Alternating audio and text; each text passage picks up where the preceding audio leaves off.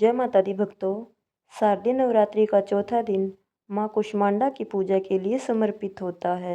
देवी दुर्गा का यह स्वरूप सुख समृद्धि और ऊर्जा प्रदान करने वाला माना जाता है। इस दिन माँ कुष्मांडा की कथा पढ़ना बहुत शुभ माना गया है। धार्मिक मान्यताओं के अनुसार माँ कुष्मांडा की सच्चे मन से पूजा करने पर साधक के जीवन में दुख और कष्ट दूर हो जाते हैं।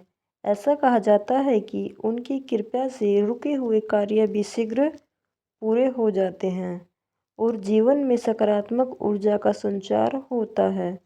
माँ कुष्मांडा का नाम इसलिए पड़ा क्योंकि उनकी मुस्कान कुष्मांड से ही संपूर्ण ब्रह्मांड की रचना हुई थी।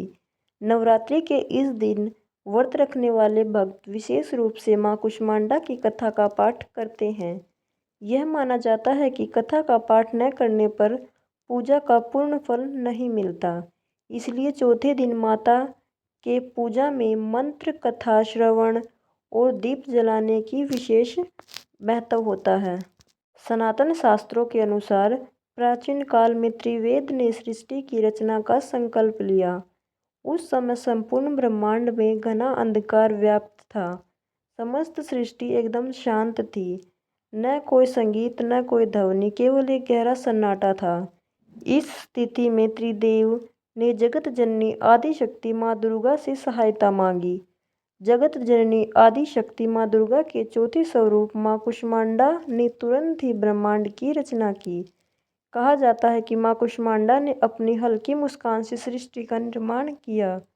माँ के चेहरे पर फैली मुस्कान से संपूर्ण ब्रह्मांड प्रकाशमय हो गया। इस प्रकार अपनी मुस्कान से ब्रह्मांड की रचना करने के कारण जगत जननी आदिशक्ति को माँ कुष्मांडा के नाम से जाना जाता है। माँ की महिमा अद्वितीय है। माँ का निवास स्थान सूर्यलोक है। शास्त्रों के अनुसार माँ कुष्मांडा सूर्यलोक में निवास करती है। ब्रह्मांड की सृष्टि करने वाली माँ कुष्मांडा ने मुखमंडल पर जो तेज है वही सूर्य को प्रकाशवान बनाता है। माँ सूर्यलोक के भीतर और बाहर हर स्थान पर निवास करने की क्षमता रखती है। माँ कुष्मांडा की पूजा करने से व्यक्ति को स्वास्थ्य, धन और सुख समृद्धि की प्राप्ति होती है। साथ ही मानसिक शांति और आत्मविश्वास भी बढ़ता है। यही कारण है कि शारदीय नवरात्रि के चौथे दिन भक्त पूरे श्रद्धा भाव से माँ कुष्मांडा की आराधना करते हैं। बोलिए जय माता दी।